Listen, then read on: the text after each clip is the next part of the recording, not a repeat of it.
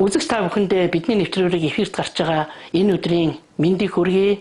Сая бид маш гоё арга хэмжээнд оролцлоо, сурвалжлаа.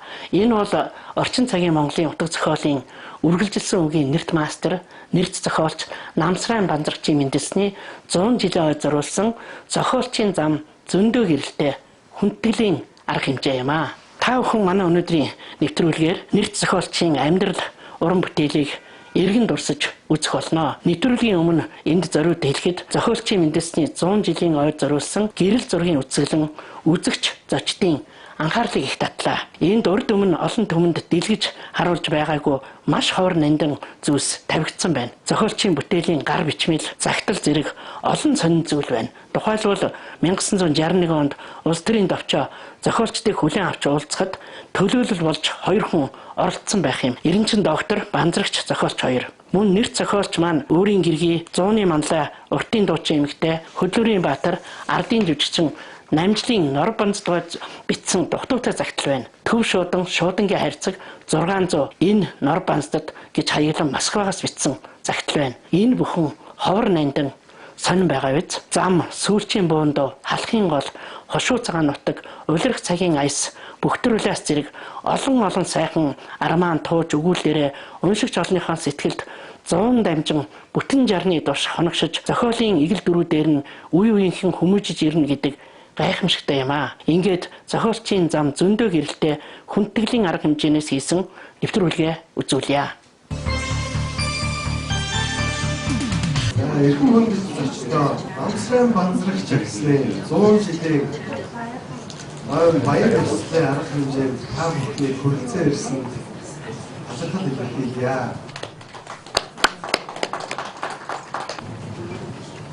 Энэ эрхэм хүний зам мөрөн гэрэлтэй үлдээсэн ном судран өнөөгийн монголчууд бид нар сурч ойлгох, ухамсарлах зүйл ихтэй ийм эрхэм хүн билээ.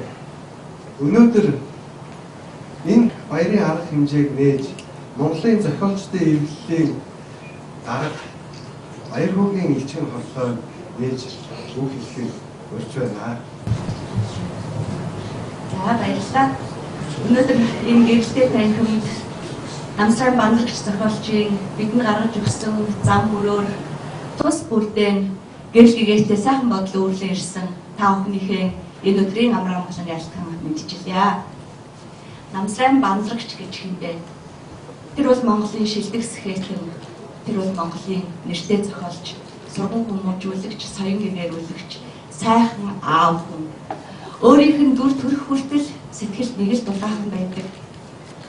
Бичиж бүтээсэн зохиолт бүхэн нь бидний амьдралын зам мөрийг гэрэлтүүлж байдаг.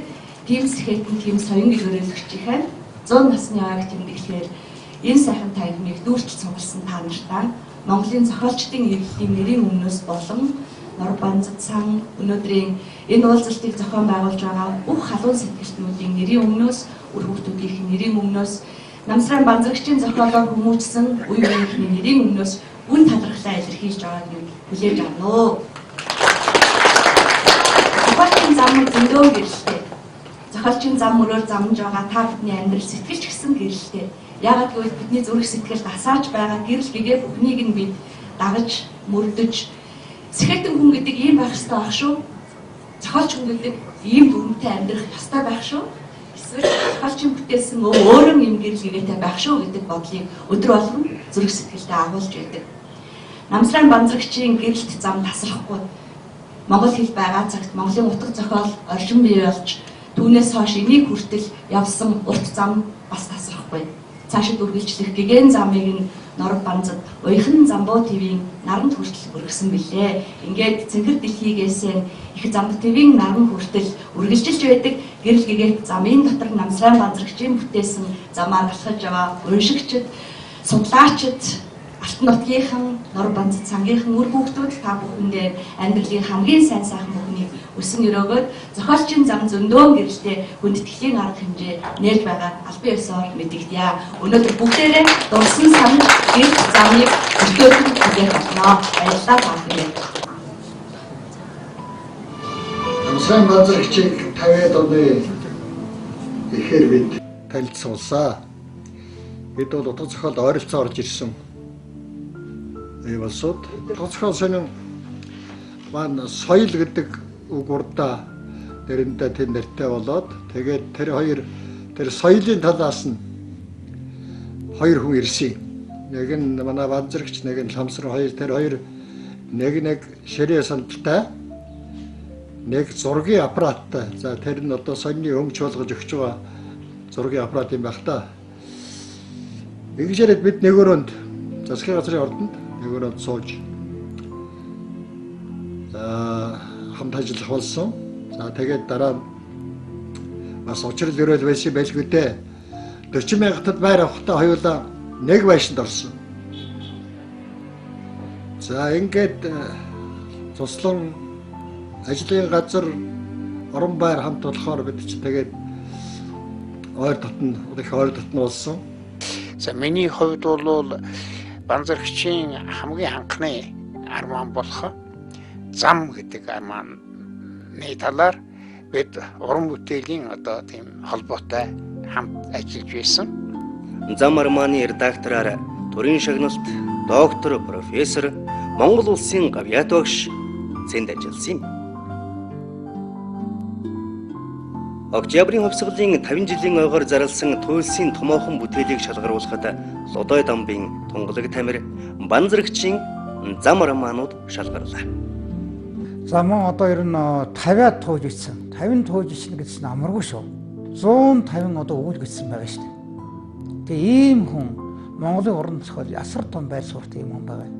Энэ 20 дугаар зууны гарамгай сайхан өгүүлэгчийн хувьд энэ төр нь тухайн үед хөлбөр мэлчих үедээ яавдаа гэж бодож байдаг. Тэр сайхан төрийн шагналын соёлын гавьяас зүтгэлтэн гэдэг цолын цаг үед нөгсөн бол ямар гайхамшигтай их бүтээх вүлээ. Шагнал гэдэг бол хүнд бас эрчим хүч, шин бүтээл, цоо шин ертөнцийг авчирдаг ийм сайхан үнэтгэл юм байна. Гэхдээ шагнал авсандаа биш ээ. Монголын өөрийнхөө ном бүтээлээр унш олон түмэн Монголын ард түмээр өөрөө шагнаж чадсан. Сайн зохиолчийн нэр бол хэзээч мөнгө алдартай хэвээрэн байдаг юм аа. Намсрын Банзар зохиолчийг нэр алдар Монголын уран зохиолын алтан хуудсанд мөнгөд оршоор байна. Яагаад гэвэл түүний бүтээл нь бол мөнгөний бүтээл хийсэнд байгаа юм аа. Туйлсын зохиол, туйлсын тууж гэдгийн их том төлөөлөгч хүн юм. Банзрагчийн туужуудыг судлан шүүн тунгаасан эрдэмтдийн нэг нь утга зохиол судлаач доктор Шир Цэндаюу шүлээ. За Намсын Банзрагч гэдэг зохиолч бол одоо Монголын хүүднэ зохиолын одоо ноён ойлголтуудын нэг гэж би одоо хувьдаа их хүндэж явдаг. Энэ хүнээс одоо би суралцсан юм их бий. За Банзрагчийн өгүүлбэрийн хувьд бол тийм жирийн юм шиг ерөөсөө хүний амьдрал тохиолдог одоо зовлон жайхлыг энгийн талаас нь их одоо үнэн шилтгэл гаргаж өгч биш чаддаг. Энэгээр их том арчил байсан өгүүлгийн хувьд бол ер нь Монголын одоо утга зохиол бол өгүүлэг бичгчдийн бүх бүтэн одоо үе байгаа боловч тэдний дотоос бол цөөхөн хэдэн хүн одоо ялгаж чаддаг нэг нь одоо Банзрагчгаа. Банзрагчгийн өгүүлбэрүүд бол үнэхээр одоо тийм амьдрал ойр хүний зовлон жахал ялангуяа сэтгэлийн нарийн нууцыг гаргаж чаддгаараа одоо их алдагдсан хүн гэж одоо би хувьдаа бодож явдаг. Тэгээд их энгийн хүлээд очиход одоо бичгийн машинаар суурцсан. Гэхдээ би нэг ийм бичих гэсэн юм одоо чи юу гэж бодож байна гэд санаа оноогоо ярьдаг. Тэгээд би тэр одоо уран бүтээлийн тухай хэдэн цагаар одоо хууч хөлдөг юм байсан.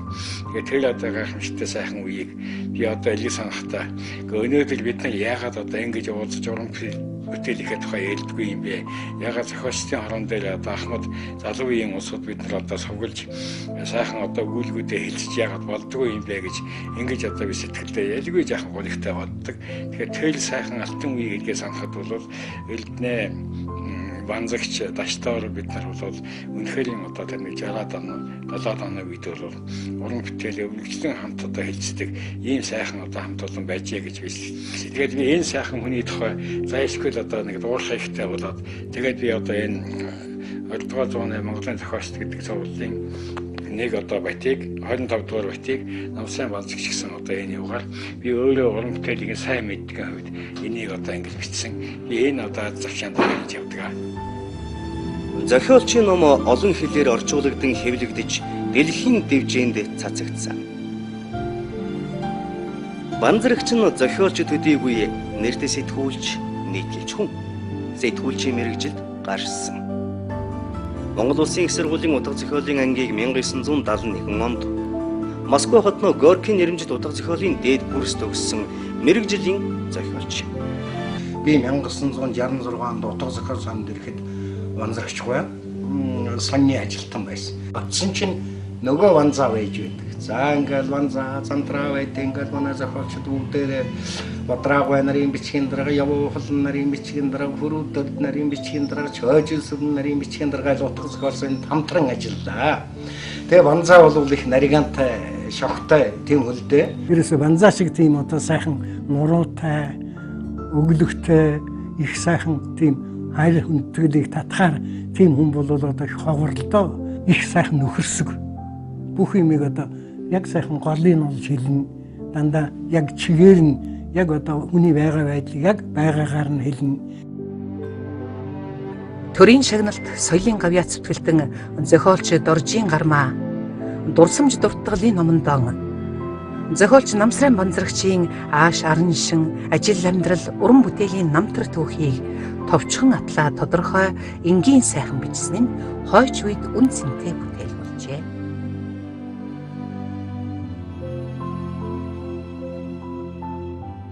Өнөөгийн монголчууд бид нар жинхэнэ сэхэтэн байх гэж хэн байдаг вэ гэдгийг бол үнэхээр бодож тунгаах цаг болсон мэт өчүүхэн надад санагддаг юм аа.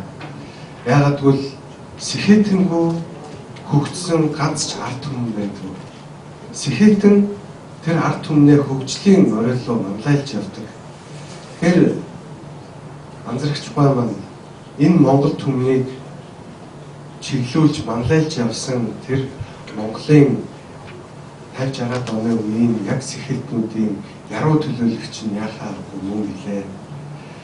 Түүний уран бүтээлийн талаар ямар сэхэтэн байсан талаар нь Монгол улсын их сургуулийн хэсэг эрдэмтэд нэлээд судалгаа явуулсныг өнөөдөр бүгдээрингийн та бүхэн танилцуулах боломжгүй байгаач тэрүүнийг тусдаа эмхтгэл болгон гаргахаар бол Наропадд сангаас одоо бас бэлдэж байгаа.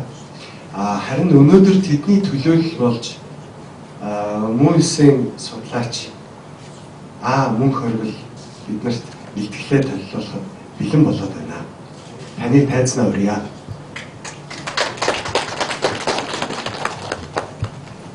Тэгээд тав хүнд өнөөдрийн энэ төргийн би маш товчхон хамгийн гол юм нь юу гэж болох вэ? Юу юм байна? Гэдэг тухай ярихыг одоо хичээе. За эхлээд зохиолч болсон тухай. Яагаад дөрөв зохиолч бичсэн те? Зөндөө олон юм хийж болох байсан байх л та. Тэгээ би энэ өөрийнх нь хэлсэн үгнээс одоо ишл авлаа л да. Тэгээ өөрөө бол адад одоо ийм асуулт зөндөө ирж ирсэн. Би зөндөө бодож ирсэн. Гэвч одоо тойронтой хариулт бас олдож чаддгүй байсан. Эргээд бодоход бол нөлөөлсөн юм бас байна. Жишээлбэл одоо нагцах дэмжиг. За тэгээд ээж нь одоо үлгэр домог түүх янз бүрийн ярьдаг байсан. Тэгээд тэрүүгийн ихэнх зохиолч та бүхэн санаж байгаа бах ийм юм туулж ирсэн. Ягаад тэгэхээр одоотой адилхан ийм одоо техник технологи ном бичиг заасан ч юу байлаа гэдэг шиг ийм байсан. Тэгээд нэг талаас бол одоо их тийм онцгой сон юм бол байхгүй.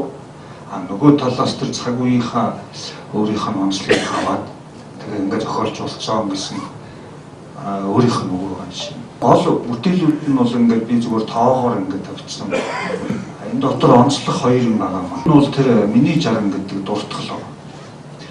Тэгээ уншихын бол яг хөө ингээд хүн өөрийнхөө түүхийг ингээд бичсэн. Гэхдээ ийм дурсамж юм уу, ийм юм бичиж үлдээх нь бол одоо зохиол бүтээлд нэвтрэх, таних, ойлгох, судлах энэ юмд бол хамгийн одоо хүчтэй, маш сайн одоо их сурвалж баримт материал болж өгдөг юм а гэдгийг одоо би нэг уншиж суухтаа бас илүү ойлгож байлаа. Ягаад гэвэл манай зохиолчдод уучлаарай. Тэрийн болгон ингэж бичлүүлдээс юм хоор өгдөг. За боловсрал онцлох юм бол 69-71 он Горкийн сургуулиуд дээд курст бас суралцсан. Ийм байгаа. Тэгээ энийгээ бол өөрөө ер нь бүгдийг хэлээд үлдээсэн. Гэтэл хамгийн сонирхолтой юм бол тэр 40-од онд нөгөө Улаастай хотын баг сургууль сураад сурсныхаа дараа тэр үеийн бүхэл хүмүүс одоо нөгөө баг сургууль төгсөнгүүтээ эргээд баг сургууль сумууд руу очиж ирмэд зааж ирсэн түүхтэй яг тэр түүхийг давтсан. Тэгээ одоо завхны хамгийн хойдлын тэр суманд очиод хамгийн чаран гэдгийг одоо бичсэн үг юм л та. Тэр хэрвээ уншсан бол их номын ихэнд ингэж гардаг юм аа баахан газрын нэр гардаг. Чацрагнтэй өвлжөөлгөн донойн хөндийлгэн тэрийг ингээд суугаад харж байгаа юм дүрслэл явж байгаа юм. Нэлээд уртаа бас.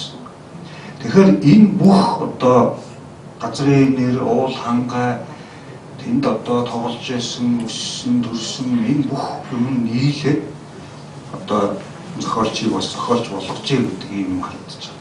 Энд одоо асар өндөр тийм одоо сэтгэл зүйн хандлагатайгаар бичсэн гэж уншигддаг. За анхны бүтээл бол одоо ингээд бас л тэр үеийн зохиолч төстэй сэтгүүлд одоо шүлгээ өгдөг, нөгөөх нь хэвлэгддэг, тэрийг уншаад одоо их мэдээж асар өндөр баярлагддаг. Тэр үед сонинд шүлгээ хэвлүүлэн өгдөг бол бас амаргүй ийм л ажил байсан гэдэг нь бол одоо бидэнд харагдаж байгаа. Тэр хойд завхны хойд суманд очиод баг сургуулийн багшаар ажиллаж байгаад хамт ажиллаж байсан ингээд Бүрүжөө гэдэг хүний нэр гарч байгаа. Тэр багштай яг уран зохиолын тухай ярилцдаг. Нөгөөх нь бас зохиол бичдэг, шүлэг бичдэг. Тэр хүн хэн байсан бэ гэхээр бидний сайн мэдэх одоо аяр сайхан зохиолчийн маань аав нь байсан юм байна. Тэгэхээр тэр хоёр одоо тэнд завхны хойд суманд одоо баг сургуулийн анхны багшаар очиж сургууль одоо Монголын бүхэл өдөө энэ 300 хэдэн суманд ээж дараагаар байгуулагдаад анх төгссөн улсууд нэргэж очиж одоо хичээл зааж байсан. Тэр түүхийн сонирхолтой юмыг бид одоо харж байна л да. Анхны шүлэг 40 онд ингээд сонин дээр гарч. Дараа нь одоо анхны үдэмдээ урам авсан гэдэг юм уу тэр юм бас нөгөө мөнгө шагнал авсан байна. Тэгээ энийг одоо 2-3 удаа юм дээр бичсэн 48 төгрөг аваад одоо их юутай тэр үедээ бол их мөнгө шүнтэй тэгээд зэрэгт орж байгаа салааныхаа хайдын хүмүүстэй одоо бараг л тэр дорн баахан нэг чихэр чимс авч идэж явж ингэж ялаа гэдэг халуунаар дурссан ийм мөрөөдвий. За энэ Дундгой аймгийн зохиолын нэгдэл буюу одоо зохиолчдын эвлэлийн Дундгой аймаг дахь салбар нэгж гэж хэлэх юм уу? Тэрийг одоо анх байгуулж байсан түүхтэй холбоотой юм байна. Дундгой аймагт очиж ажиллаж байгаа тэгээд эндээ гэр бүлтэй болоод ингээд соёлын одоо газар ажиллаж байсан. Тэгэхэд Перлогоо очоод тэгээд ер нь энэ аймагт одоо би төвөөс ийм ажилдаа явна гэдэг хүмүүсээ цуглуул одоо хүмүүс гэдэг нь бол тэр үедээ аймагт бичдэг байсан ийм үр холбогддог байсан энэ уран зохиолын хүмүүсээ цуглуулаа гэдэг. Тэгээ анхны явах удаа аймагт одоо анх ийм юу одоо зохиолчдын эвлэлийн салбарыг байгуулаад өөрийг нь дараагаар сонгуулж гэж үргэлжсэн байгаамаа. Тэгээд ингээд явсаа би одоо энд ингэж холбогдсон амьдралаараа гэж ингэж ütсэн байгаа. За дараа нь сая тэр энд ярианд гарсан сонины амьдрал. Дундгой аймгийн сонинд ажиллаж байгаа тэр үеч нөгөө нэгдлүүдийг байгуулахдаа бие даасан театртай бол театр дээр театр байхгүй бол сонингууд дээр нь байгуулдаг гэсэн юм байна. Тэгэхээр нөгөө сонинд ажиллаж байсан хүн дээр очиод ингээд түшиглээд байгуулсан гэж бол гарч байгаа юм л да. Тэгээд дараа нь хот руу шилжиж ирээд гэр бүлийн хүн одоо энд дуучнаар өргөдөж ирж штэ. Тэгээд явж байгаа зохиолчдын хорон дээр очиод соёл утга зохиол сонины одоо ажилтан болж байгаа. Тэр сониндоо бол одоо хамгийн удаан гэдэг юм уу ажилласан тэмдгийн одоо ууган одоо ажилчин хүн болж ингэж явсан түүхтэй. Тэгээд тэрийг миний амьдралын шинэ үе болсон гэж бичсэн би. За өгүүлэг гэж байгаа маа. Тэгээд ном нь гарсан нь бас их сонирхолтой. Анхны номын юунд өгөөд бүтэхгүй явж байгаа. Тэгээд сүүлд нь чи ер нь энэ өгүүлгүүдэд нэмж байгаа өгүүлгийн ном юм бэлдээ тэр гэдэг. Тэгээд 8 өгүүлэгтэй ном гарсан. Тэр 8 өгүүлгийг нь уншсан хүн дугаар нь юу? Ер нь энэ номын чинь нэрийг жирийн хүүхнүүд гэж өгөө гэдэг. Тэгээ гарцсан. Тэгээ ингээ унших юм бол тэнд нэрэл одоо амьдрал дунд байдаг дандаа өсвөрчүүдийн эмэгтэйчүүдийн дүрээ сургуулаад ингээ сэдвтэй ийм зохиол бичсэн. Энэ юу хэлж байгаа нөх гэхээр бол уран зохиолынхоо сэдв гэдэг юм уу, агуулга гэдэг юм уу дүрийг авахтаа амьдрал дундаас хамгийн энгийн байгаа тэр зүйлүүдийг сонгож авдаг юм байна. Тэрийг өөрийнхөө одож боловсруулж бясалгаж ингэж бичдэг юм ба гэсэн ийм онцлог харагдаж байгаа. Ингээд маш товчхон ярихыг хичээлээ. Охин талархлаа.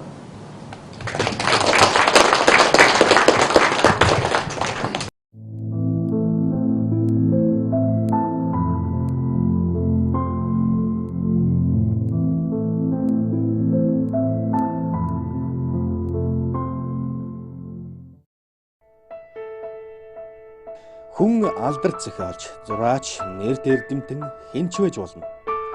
Хинч байсан эцсийн эцэст сайн хүн байх ёстой гэсэн мэрэгэн үгийг ухаантай хүн хэлсэн нь буй. Тэрхүү хүнлэг чанар намсрын банзрагчид бий гэдгийг олон жилийн өмнөөс би мэдхий.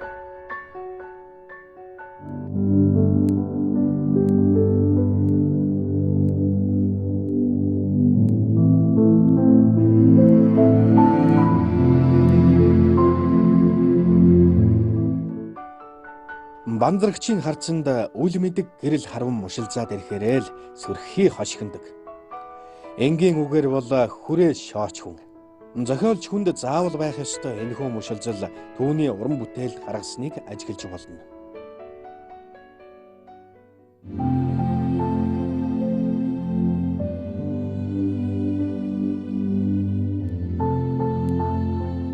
Тэгээ намсрын манцгойн гол онцлог бол их уншуутай.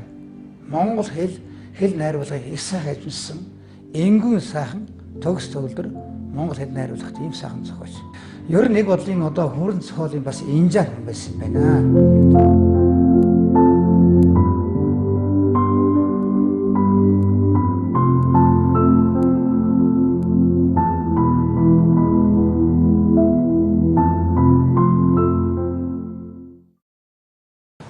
За сайн байцгаана уу? Энд хүрсэн ирсэн нутаг усны ахын дүүс эрхэм үндэд зочид. За манай банзрагч байна. Өвөр хүүхдүүд та бүхэндээ хашуу цагаан нутгаасаа ярьж бас мэдчилж байна. За манай банзрагч бол сахын сав нутгаа хашуу цагаан нутаг гэж бас Монголд алдаршуулсан. За өнөөдөр ч гэсэн бас манай захын нутгийн бас хашуу цагаан нутаг гэж бас хэлж ярьж төвшиж бас сурсаа. Тэгээд өнөөдөр энэ жил одоо бас манай нутагт сайхан өвлийн дэргүүн сар бас гарч байна гэдгийг бас нутгийн ахын дүүс та бүхэндээ бас дахин уламжилъя. За банзрагч маань манай Завхан аймгийн Алдар хаан сумаас төрж гарсан олон алдарнуудын нэгэ. Завхан аймгийн Алдар хаан сум бол Монгол улсын хамгийн ууган сум аа. За Завхан аймгийн Алдар хаан сумаас Монголын хамгийн олон алдарнууд бас төрж гарсан ийм гайхамшигтай авшиг ирүүлтэй ийм сумаа. Энэ сумаас маш олон зохиолчид төрж гарсны нэг нь бол манай банзрагч байна. Үргэлжилсэн үгийн зохиолын бас том ноён оргил болж Монголын утга зохиол, Монголын ард түмэнд завханчууд бидний сэтгэлд ингэж мөнхрөн үлдсэнгөө. За нэг хүн бол Монголын одоо яруу найрагт бас тодмөрөө үлдээсэн нэгэн эрхэм бол Бэгзэн Явуулан гэж бас Алдар хаан сумын ийм эрхэм хүн байгаа. За энэ жил бол банзрагч маань 100 жилийн бас тохиож байна. Энэ бүтэн 100 жилийн хугацаанд Завхан аймгийн Алдар хаан сумын Чацаргантын өвлжөөнөөс эхэлсэн энэ зам мөр бүтэн 100-ны турш бас гэрэлгээтэй байж утга учир төгөлдөр ийм сайхан замыг банзрагч маань бас эхлүүлсэн. Тэгэхээр энэ 100 жилийн хугацаанд банзрагч маань зохиол бүтээл тойроо завханчууд бидний завханчуудын аж амьдралыг одоо бүтэн 100-ны турш бас ингэж Монголын ард түмний зүр сэтгэл бас алдаршууллаа. За тийм учраас бас манай Завхан аймгийн иргэдийн хурал замун засаг дарга бидний бас ярилцаад шийдвэр гаргаад банзрагчгаа Завхан аймгийн хүндэт тэрэгнээ одоо бас нөхөн шагнасан. За тэгээд энэ нөхөн олгосон энэ шагналыг одоо бас нутгийн зүйлийн дарга мөнгөргөл дарга бид хоёр одоо бас гартуулж өгье гэж бодож байна. За мөн цаашдаа бид нар бас банзарч байхаа зохиол бүтээлийг алдаршуулах, алдар гавьяаг нь одоо мөнгөчүүлэх талаар Завхан аймаг бол бас тодорхой хэдэн арга хэмжээнүүдийг бол бас хийж бичүүлнэ гэж төлөвлөж байгаа. За сумын номын сангаар, за аймгийн төвийн номын сангаар, сумын сургуулийн номын сангуудаар явхад нэг хуучны номуудын олон уншигдсан хүн их уншдаг номуудын хуудас ингээд нэг талцаад гэх юм уу харлаад ингээд нэг ийм эгдэлцсэн байдаг шүү дээ. Тэгээд банзарч маань номууд бас их тийм эгдэлцсэн байт юм лээ. Тэгэхээр энэ бол өнөөдөр ч гэсэн одоо бас банзарч маань номыг хүүхдүүд за хүмүүс ингээд сонирхон уншсан хэрэг байна. Тийм учраас бид нар бас нормал сантай хамтраад Завхан аймгийнхаа бүх сургуулийн за мөн бүх сумын төвд байдаг энэ номын сангуудыг зохиол бүтээлээр нь адилжуулах, баяжуулах энэ ажлыг бол одоо бас хийж хэрэгжүүлэх болно. За мөн аймгийн төвдөө бид нар бас банзарч байхаа нэрэмжит бодомж зам толгой гаргаж тогтчуулж за алдрыг мөнгөчүүлэх энэ ажлыг бол аймаг орон нутаг одоо бас хариуцж хийх болно гэдгээ бас та бүхэнд хэлсэн. За тэгээд банзарч байхаа тохиолдлын замуур зөндөө гэрэлтэй гэж бас хэлсэн. За хүн болгоны өөрийн гэсэн зам мөртэй байдаг. Ийм учраас энд хүрэлцэн ирсэн ахын дүүс нутаг усныхан тав өгдөө маань зам мөргөлж гэрэл гэгээтэй байх болтугай. За банзарч байгаа маань үр хөвгчүүдийн зам мөр бас үргэлж гэрэл гэгээтэй байх болтугай. Завхан нутгийн хөгжлийн зам мөр бас үргэлж гэрэл гэгээтэй байх болтугай гэдгийг хүсэн өрөөё. Энд хүрэлцэн ирсэн тав бүхэнд баярлалаа.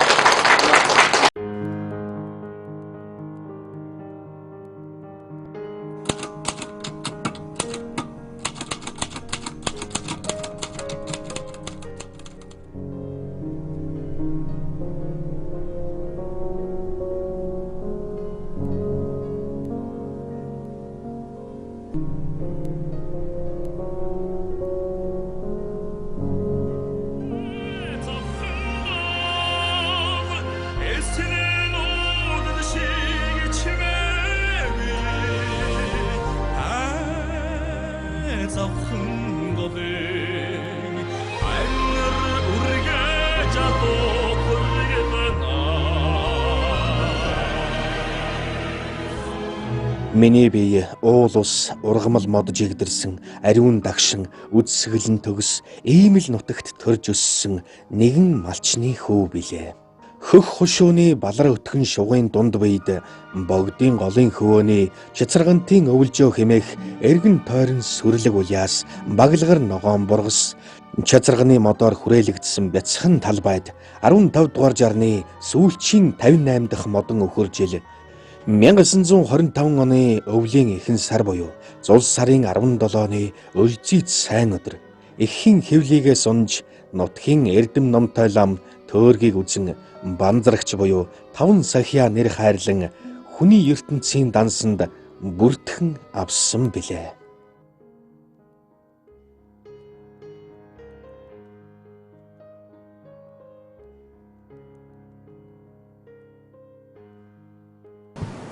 За эрхэм мөндөд банзарч танаа Завхан аймгийн хөгжил төвшөлд оруулсан амжилт онцгой хууль нэмрийг таньжигдэх нь Завхан аймгийн хүндэт тэрэгний цол тэмдгийг нөхөн олгоо. Завхан аймгийн иргэдийн урлагийн дарга Мянган Баяр засаг дарга өнөр баяр гэсэн байна. Тэгэхээр энийг бас би дэлгэрмээр бас гартуулж өгье.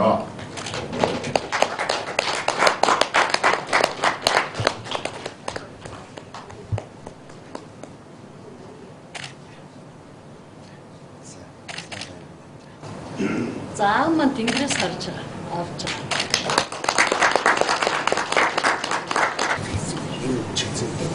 За. Сайхан үзэг бид тэмдэглэлээр уртын дуугаар гიშгэлүүлж тэнгэрт байгаа банзарагч гэсэн сүнсийг баярлуулж бацаахан ардын жүжигчээ Батмент нарын ихний сайхан гэж манай Монголын анхны төрийн дуутай гიშгэлүүлж бүгд хэлсэн.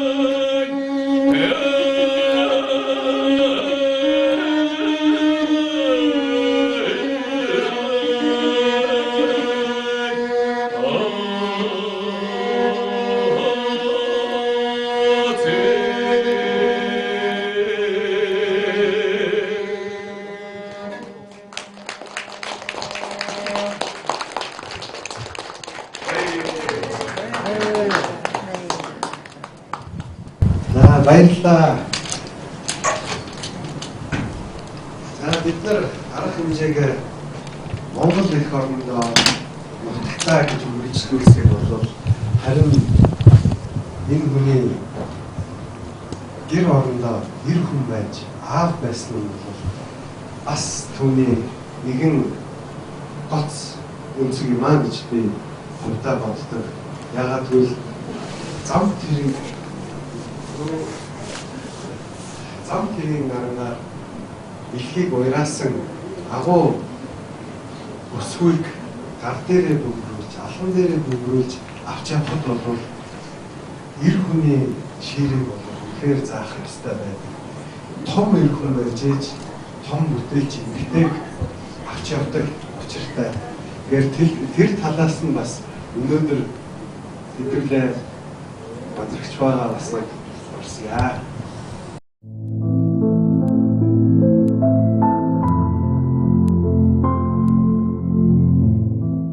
1949 оны хавара хөдөө явж байсан.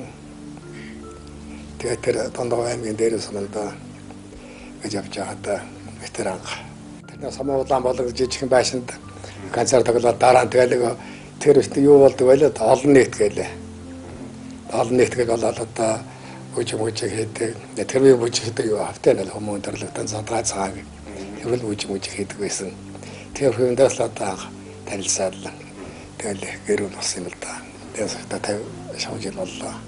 1957 онд Москва хотноо болсон дэлхийн залуучууд оюутны 6 дугаар их наадамд сэрүүн сайхан хангай дуугараа ая өргөж алтан медаль хүртсэн нь 5 твэд алдран түгхийн эхлэл байлаа.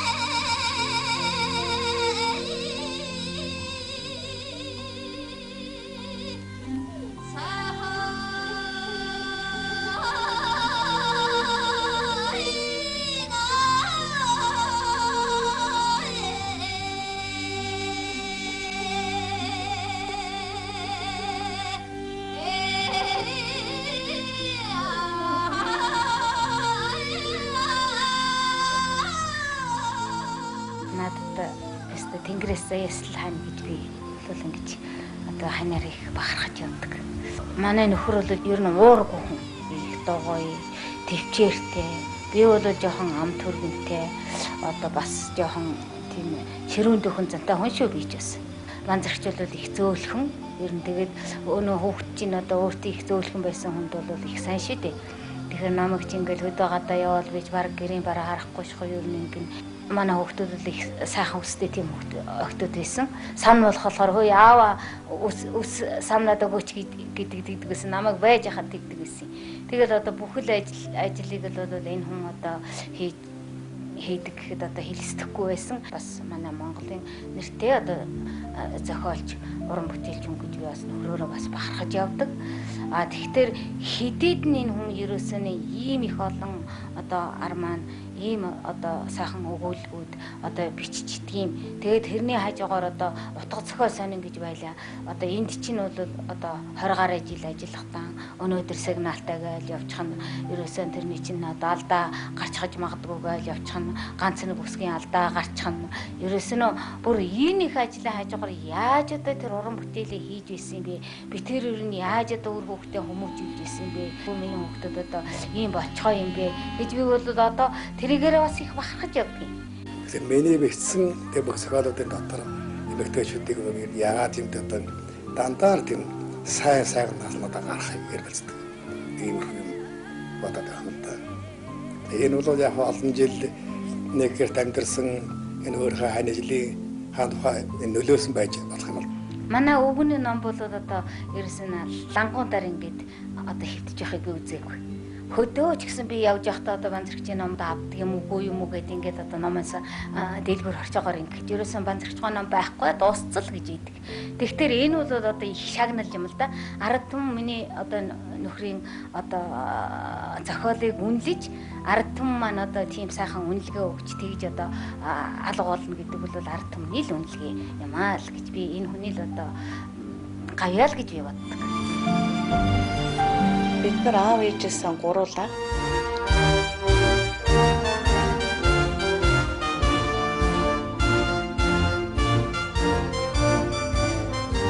хамгийн том би миний нэр бол Дэнсмаа.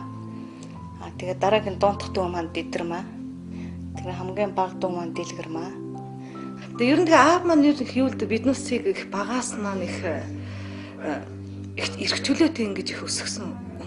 Биднээсийг их хүндэлдэг ингээд биднээсийн бодол санааг үргэлж ингэж сонсож идэг. Одоо хамгийн одоо сүүлчх нар маань гэх юм бол бүх төр улаас гэдэг ингээд олон одоо сайхан нар маанууд бол бий. Тэгээ бид нар энэ 25 бүтээлийг бий болгохын төлөө одоо үндсэндээ одоо миний бол 5 жилийн хөдөлмөрийн үр дүн гэж ингэж хэлж болно. Би бол техникээр доктораар нүүр хэлбэл эмгтгэх ажил дээр ажилласан. Тэгээд энэ одоо аавын маань 40-од оны сүүлээс ихсүүлээд улсын номын сан бүх одоо улсын архивд ингээд сууж хэвлэж бүтээсэн сонингууд одоо цог сэтгүүл одоо бүхий л одоо сэтгүүл сонинд гарсан материалуудыг нийтлэл сурвалжлах тэмдэглэл энэ бүх юмдыг нь одоо манай бас хүмүүс бол ажиллаж их олон одоо хүний хөдөлмөр ингэж шингэж бүтээсэн одоо ийм сайхан 25 одоо бүтээлийн чуулга юм аа. За банзрагч маань нэрнжит богино үлгийн наадам болсон юм аа. За энийг бол одоо дэлгэр маяг гардаж өөрийн зохион байгуулсан 150-аад өгүүлгийг очсон байдаг. Тэгээ бүх өгүүлгүүдийг гэртээ аваачиж нэг бүслэн уншсан байна. Тэгээд тэр чинь нэргөөгөр очдог юм шүү дээ тийм ээ. За энэ өгүүлгийг одоо яана. Энэ өгүүлэг ямар зохиолч байдгийг хэм гэж байдгийг би мэдэхгүй. Гэхдээ энэ өгүүлэг дээд сөршөө гэдэг энэ өгүүлэг бол гарцаа байхгүй. Миний зүрх сэтгэл таарч байна. Намсрын банзарчийн нэрмж шагналыг би олгож байна гэж ингэж анхудаа миний зохиол бүтээлийг жинхэнэ үнийн шударгаар үнэлж байсан юм аа. Энд би бас их барилж явдаг. Хүмүүний хувь заяаны төөр гэж буй. Хангай төрсөн ихэд зохиолч, говьд мэндэлсэн алдарт дуучин хоёрын амьдралын нийлэх замын уулзварыг Бурхан багш дунд говийн дэрэн суманд байхаар төөрөг заяан хайрлсан бололтой. Монголын утга зохиолын хөх сүмбэр ориглуудын нэг. Үргэлжилсэн үгийн их мастер Намсрын банзрагчийн зохиол бүтээл хэдэн жарныг дамжин өртөөлж үр удам нь мөнхөд оршноо. За ингээд энэ хүндэтгэлийн баяр ёслолын арга хэмжээг нэг их уршилгүй харин хамтдаа сайхан баярлан тэмдэглэж хэдүүлээ өнгөрөөе гэж зохион байгуулагч Илэрхийлэл хэвчтэйгээр хоёр өчигдөр ярилцаа. Тэгээд ийм аль болохоор хүмүүсийг чиглэх хамгийн гол нь ийм сайхан хүний дурсамжийг зэрэг нэгэн дурсамжны өдрийг хамтдаа өнгөрөөж байна. Тэгээд энэ арга хэмжээг Илэрхийлэл хэвчтэйгээр та бүхэн өрн зурж байна.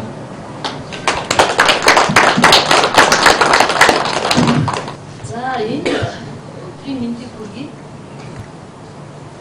И атстаа миний бага эдгээр нас Монголын зохиолчдын ороо эцний ардын дүүжгийн чуулганы хөшигний ард шадвлангийн зохиолчдын цусланд өнгөрсөн.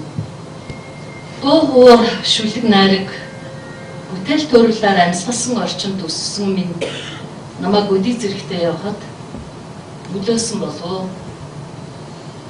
Энэ одоо 20 жилийн нулимс зогсохгүй.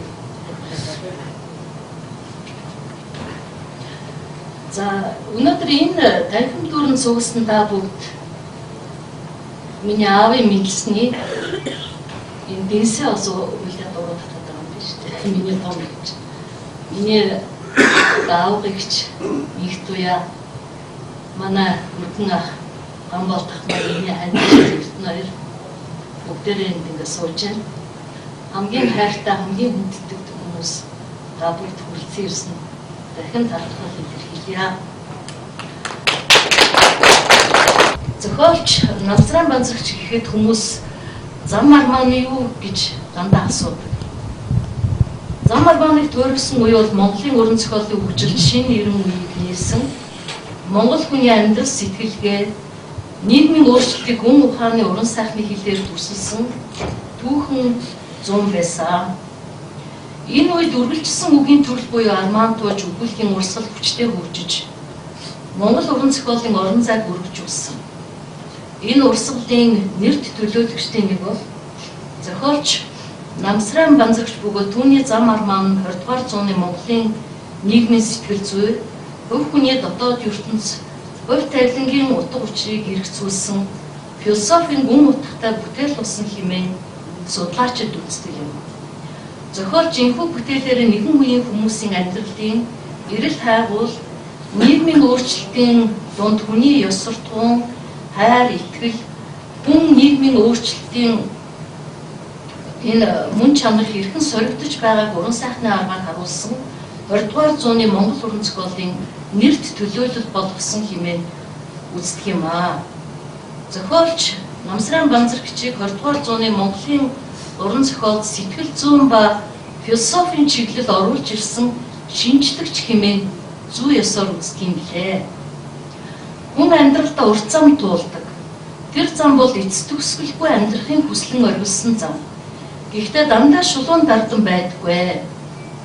Хүмүүсийн хувь зай болоод амьдрал нь ямар байх нь тухайн хүний өөрийн хандлага, үзэл бодол, хийж буй ажил нөхөрлөл, амьдралын хань ижил, гэр бүлтэй амин холбоотой хэмээн аав маань зам армааныхаа тухай нэгэнтээ өгүүлсэн юм аа. Өнөөдөр энэ сайхан өдөр аав маань мэдсэний 100 жилийн ой хүндэтгэлийн арга хэмжээ манай зохиолчдын ам бол төрсөн нутаг орны хүндэт төлөөлөл, Монгол банкны удирдлагууд, соёл урлаг хэвлэл мэдээллийн салбарын садан төрөл бидний найз нөхөд хүрэлцэн ирсэн төлөв ихээр талархаж байна. Нор Банза сангаас бидний сэтгэлийн бэлгийг гардуулна хэмээн манай сангийн удирдах зөвлөлийн дарга миний хань Эрдэнэбаярыг өрч байна. Давхан аймгийн засаг дарга Үнэрбаяр 25 готоо гардуулна. За тэгээд өндөр сэнти компани захирал Цэрэнд долгоор. За ингээд хамгийн гол нь өнөөдрийн арга хэмжээний зохион байгуулах манай хорооны комисс байгуулагдсан байгаа. Энэхүү комиссийн дарга Наран Туяа. Энэ гурван эрхмийг хүндэтгэн урьж байна.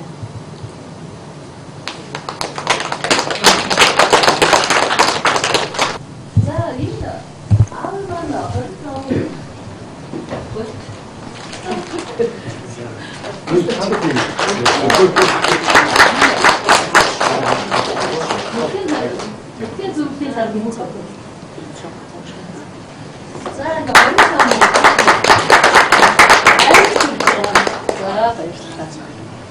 за энэ өндөр сэнти компани захирал энэ манай Цэрэнд долгор маань ээжийн улаан өглөө болон увийнхын самбууд ирнээр сонсож ажиллаа эхэлдэг учраас Токио хотноор хэвлүүлсэн ээж маань алтан пянц тэгээ зам арманыг танд туслаа. Манай ажлын хэсгийн хатлагч Наран Туяа энэ маш их дайчин бүсгүй учраас сүүлчийн буун дуу гэдэг. За ээж дурсгал зориулж банкнаас гарсан. Юу 2024 онд хэлсэн 200 мөнгөн зоослол. Энэ жилийн онцгой хэлсэндээ сайн байна.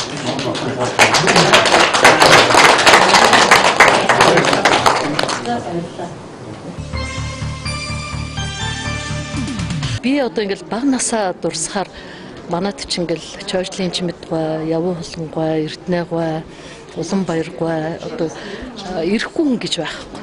Тэгээд хамгийн их ирдэг тэр зохиол бүтээлээ ярилцдаг, маргалддаг хоорондоо заримдаа бас их дуу хураар цалхин ансамбл одоо тэр чигээр 40 мянгат одоо үндэсний ардын дуужигч чул хоёр ойрхон учраас ансамблийнхан бүх нийтээр ирж манад үдэлнэ.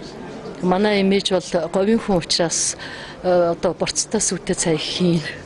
Наадмын хөшөр их хийн тэгэл ерөөсөн манайх нэг л хаалга хийжэж төгждөг нэг тийм сайхан айл байсан. Энэ завшааныг ашиглаад нэг хөөрхөн түүх ярих гэж бодож байна. Тэгээд аав маань хүүхдийн зохиолч Нангаан Даваан гэж хүн байдаг. Тэгээд 1980 онд Москва хотын Горкийн нэрмжт утга зохиолын дээд сургуулийг төгсөж ирээд Монголын зохиолчдын орны утга зохиол урлаг сонины хариуцлагатай нарийн бичгийн дараагаар томилогдсон ажилласан. Тэр үед Банзрагч бай утга зохиол сонинд ажилладаг байсан. 40 гаруй жил Монгол утга зохиол сонинд ажиллаж ирсэн ийм их мундаг туршлагатай сэтгүүлч зохиолч хүн байсан гэж ярьдаг. Тэгээд тэр Банзрагчийн тухай өөрийнхөө дурсамжийн номон дээр Намсрын хүү гэдэг сайхан нийтлэгдсэн байдаг. Өнөөдөр би тэр номын бол телеграмаар гэр бүлийнх нь хөөрхтүүд нь бас дурсаж өглөө. Банзрагч би тэг өчигдөр лаптаа уулзаад биеийн байдал хараагаа ч өөрөө ирж чадаагүй тэгээ намайг төлөөлж явуулсан. Тэгээд та ер нь Банзрагчийн тухай хамт ажиллаж ирсэнийхээ тэр хүний тухай нэг дурсамж хэлээч гэж хэлсэн чинь надад ингэж хэлсэн. Манай Банзрагчгаа бол нэг тийм салхи тогтсон тал шиг тийм сайхан хүн. Би ерөөсөө хүнтэй ам морж модж байгааг хизээш хараагүй. Тэгээд их тийм шооч. Тэгээд ингээд шооч зан хөдөлгөөрөө тэр хүн тэгж хэлж байна гэдэг ингээд өөрийнхөө хаяанаас холдуулаад ингээд хүнийг хөөрхөн ёгтол шоолдог. Тийм их сайхан тэгээд маш их тийм өндөр авьяас бэлгтэй хажууд нь ингээд байж хахад өндөр уулын нүмерт байгаа юм шиг тийм сайхан түшигтэй гайхалтай сайхан ийм зохиолч ийм түшигтэй хүн байсан гэж ингэж дурсан ярьсан. Тэгээд энийг бас гэр бүл өрөвхтөд нь хэл дамжуулаарай гэсэн. Тэгээд би өнөөдөр энэ танаас сурвалжлага дамжуулаад хэлж чадаа баяртай байна.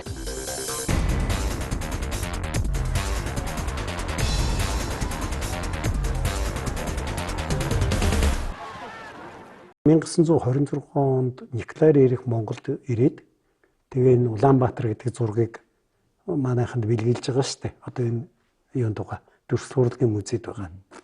Тэгээд тэр чинь Шамблын хаан иргэдэн за би нөгөөх нь иргэдэн давг гэдэг дандаа хэлж буруутаад байдаг юм. За тэгээд тэр чинь юу юм гэхлээр бас нэг тийм юу биш болчиход байгаа хөөс нэг тийм хувьсгалын тухай асуудал биш болгоод байгаа үз.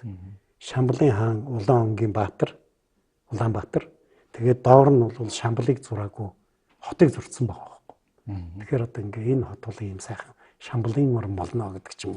Бас нэг ийм шашны агуулга тэнд ороод ирсэн байна л да. Энэ Улаанбаатарчин бүр анханасаа за нэг 20 мянга гэхэр нэг аймгийн төв хэмжээтэй байж байгаа. Дараа нэг 100 жилийн дараа нэг дархан эрдэнтийн хэмжээний болоод тэгээд мэдээж 20 дугаар зууны гэхэр нэг 100 мянга гараа явцсан баг. Тэгээ одоо ч юм 20 дугаар зууны ихэр яг үчтэй. 20 дугаар зууны ихэр Улаанбаатар хотын нийслэл хүрээний хүн амын тоогч нэг ламнар нэг 20 мянга тэгээд харчуул нэг 10-аад мянга гэдэг 30-аад мянга байсан баг. 100 мянга хөрөхгүй. Юу гэж үргэлж. Тэгээ хот төл дээр энэ ч одоо хизэнээс энэ яг жинхнэр орчин үеийн урбанизац эхлээд ингээд төлж эхэлсэн. Ер нь бол 30-аад оны үеэс эхлээд нөгөө манайхан ерөнхийдөө ойлгосон байна. За энийг төлөвлөлтөд явахгүй болохгүй байна. Хот ч үсэг өргөжөөд нь штэ тий. Тэгээд ирэхээр зэрэг яах вэ гэдэг 1936 билүү 7 онд анх юу яасан байгаа. Эхлээд 31 онд Улаанбаатар аймаг гэж байгуулж үзсэн байна. За. Төв аймагтай нэгтгээд. За. Тэгээд тэр нь бол яах вэ гэхээр бас нэг тийм одоо юу гэмдэ хот ингээд өөрийнхөө хил хязгаараар хязгаарлагдахгүй бай гэсэн санаа байсан болов уу гэж бодохоор. Гэтэл нөгөө талаас бол нөгөө хотын асуудал нь годлоод явчих штеп. Толгойн өвчнгүүд нь хотод байгаа юм чинь хөдөө үйл явах гэдэг байдгаар л байцгааж байгаа болсон юм чи. Тэгээд Төв аймгийн асуудлууд нь орхигдоод байна гэд. Тэгээд тун удлгүй за энэ ерөөсөө болохоо боллоо гэд буцаагаад салгасан битгий. Тэгээд Улаанбаатар хот гэж тусдаа болгоод Төв аймгийн тусдаа гараад. За тэгээд дараа нь 37 онд төлөө ер нь энэ хотыг нэгдсэн төлөвлөгөөтэй болгох хэрэгтэй байна. Одоо хотын ерөнхий төлөвлөгөөний тухай асуудал ярьж байгаа шүү дээ. За тэгээд дараа нь нөгөө хил мэгдэл болоод тэрний дараа алах голын дайм болоод дараа нь 2 дугаар тайм болоод энэ асуудал бол хэсэг мартагдсан л та. Тэгээд дайны дараанаас энэ асуудал буцаж сэргээд тэгээд 57 он төлөө Оросын Гипрогор гэж нэг хүрээлэн манай хотын хамгийн анхны одоо ерөнхий төлөвлөгөөг хийсэн байдаг. Тэгэхдээ 125 мянган хүнээр бодож 125 мянган хийсэн байна. Тэгэхээр зэрэг хотын хүн амд тэр үед нэг 60-70-аас илүү хэтрээгүй байсан болов. Суурь яг бүртгэлтэй. Тэгээ бүртгэл яг хорж гардаг нь тэр үед ч бас хүн ам цөөхөн байсан. За тэглээч гэсэн ер нь 125 мянган хүн амьдрах юм аа гэд мэрэгжлийн улсууд бодож төлөвлөнө гэхлээр юу яж гоохгүй тэр хот бол их жижигхэн байж таарад. Тэгээд тун хөдөлгөөн 57 он төлөвлөгөөнд баталж ирсэн чинь бараг 60 он 120 мянга хүрчихэж байгаа байхгүй. Яг өөр нөгөө хот 60-аад оноос эхлээд одоо энэ чинь ингээд 1 2 дугаар 40 мянга 50 мянгатууд нь дайны дараанцал баригдсан шүү дээ эдгээр чинь. Ингээд тэрийг дагаад хүн амьтан хот руу нүүж орж ирээд ихтэй сургуулиуд өргөжөөд тий ингээд хотын хүн ам бол эрс нэмэгдэж эхэлсэн байгаа юм л да. Тэгэнгүүт нь за энэ юурээс болохоо боллоо гэд 70 он төлөө 71 он төлөө би одоо оны нарийн сан санахгүй 2 дахь ерөнхий төлөвлөгөө дахиад нөгөө Гипрогор хийж өгсөн байна. Тэгэхэд 250 мянган хүнээр бодож хийсэн байна. 2 дахин өсгөөд. Тий 2 дахин өсгөөд одоо ер нь бидний төсөөлсөн буруу юм шиг гэдэг. За тэгээд тэгсэн чинь 75 он төлөө 300 хүрч эхэлсэн. 250 мянга хүрсэн байна. Тэгээ нөгөө төлгөөгөө батлаад хэрэгжүүлж дөнгөж эхлэх гэж байгаа шүү дээ. Тэгсэн чинь дахиад нөгөөд чинь 250 мянга болчихж байгаа байхгүй. Тэгээд ирэхээр ягаад сүүлд нэг 80-аад оны их үеэр 3 дахь төлөвлөгөөг баталсан. Тэгэхэд 450 мянган хүнээр. Тийм учраас энэ Улаанбаатар хотын дэд бүтц чинь 450 мянган хүнд зориулагдсан дэд бүтц анхнаасаа тавигдсан байхгүй. Тэгээ одоо хэдүүлээ сая 500 мянган орж гаргаж чатаа нийлээ бараг 2 сая болж байгаа байхгүй. Тэгэхээр зэрэг энэ төгжрэл бүх юм бас тэндээс гаралтай л да. За гадаад хүнээр төлөвлөхөөр тэгсэн баг. Гэхдээ өөртөө төлөвлөсөн чинь бүр тэрнээс 7 дор юм ийцэн байгаа юм ч яах вэ? Мэдсэн чи 90 оноос хойш.